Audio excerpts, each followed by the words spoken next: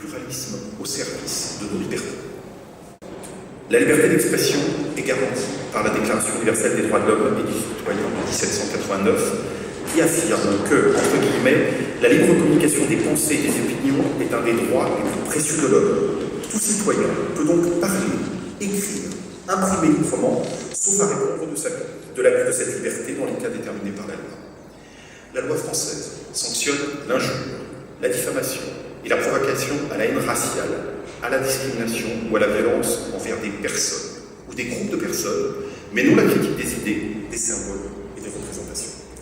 Elle ne reconnaît ni ne condamne le sacrilège ou le blasphème.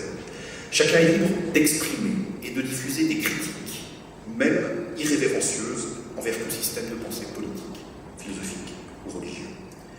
La liberté de conscience, qui est celle de croire, de pratiquer une religion ou de ne pas croire, est aussi garantie par la Convention européenne des droits de l'homme et la Constitution. Elle doit naturellement s'appliquer sans discrimination. Certains peuvent se sentir offensés ou blessés par la critique de leur croyance, notamment sous la forme satirique. Mais la liberté d'information et d'expression, celle des journalistes comme des citoyens, ne saurait être contrainte ou limitée par les convictions ou les sensibilités des uns ou des autres. Ce sont les conditions du respect du pacte républicain et des droits de tous dans une société démocratique, pluraliste et tolérante. Nul ne peut imposer sa conception du sacré à autrui. Comme je vous l'ai dit, nous allons donc, à partir d'aujourd'hui, demander à tous les responsables de lieux de culte en France de signer ce texte. C'est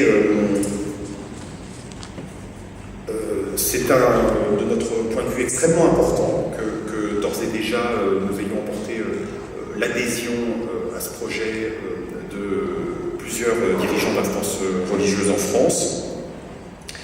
Je précise que ça n'est pas une opération naturellement qui est hostile aux religions. Au contraire, nous avons besoin d'elle. C'est un sujet, celui de la liberté d'expression, de ses limites, sur lequel aujourd'hui, dans une période où les esprits sont éprouvés, dans une période tumultueuse sur le plan des débats parfois, il ne faut laisser aucune ambiguïté et aucun doute.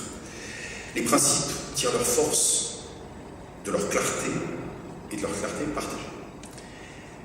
Donc dans cette époque, cette opération, elle vise à énoncer le lien étroit, je dirais presque intime, entre la liberté d'expression et la liberté de religion. L'une se nourrit de l'autre, et si l'on réduit l'une, on réduit immanquablement l'autre. Elle vise, cette opération, à conjurer les tentations d'en rabattre sur la liberté d'expression, des tentations liées aux notions d'offense, de blessure, etc.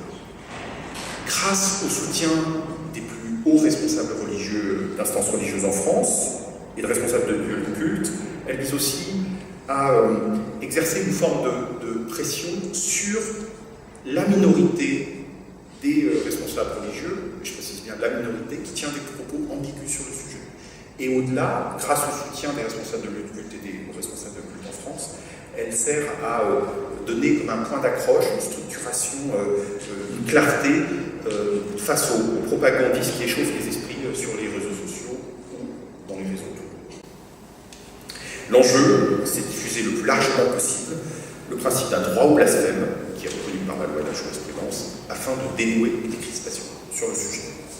Nous avons constitué un comité de personnalités qui soutient cette initiative, alors de personnalités tout à fait diverses. Je viens d'apprendre juste avant la conférence de presse, et donc ça ne sera pas dans la version du communiqué qui vous sera remise, que la présidente de la commission nationale consultative des droits de l'homme, Christine Lazerge, comme l'avocat Henri Leclerc, qui est membre de cette commission, soutenait l'initiative, et c'est aussi le cas de Jean-Paul Delevoye, qui a prêté sa signature. Donc là, ça n'est pas la signature des responsables religieux, c'est un comité de personnalité, vous l'aurez compris. Jean-Paul Delevoye, donc, qui est le président du Conseil économique, social et environnemental. Je vous lis très vite quelques noms: l'essayiste Elisabeth Badinter, ancien ministre Robert Badinter, le philosophe Abdel Bidar, le psychanalyste Fethi Benslama, l'anthropologue des religions Malek Chebel, la philosophe Cynthia Fleury, l'historien et journaliste Jacques Julliard, le journaliste Philippe Labro, l'avocat Richard Malka, le politologue Pierre-Emmanuel Mock, qui nous a beaucoup aidé dans cette opération, l'essayiste Alain Gérard Slama, l'écrivain Philippe Solers, le sociologue Alain Touraine et le mathématicien Philippe Villani.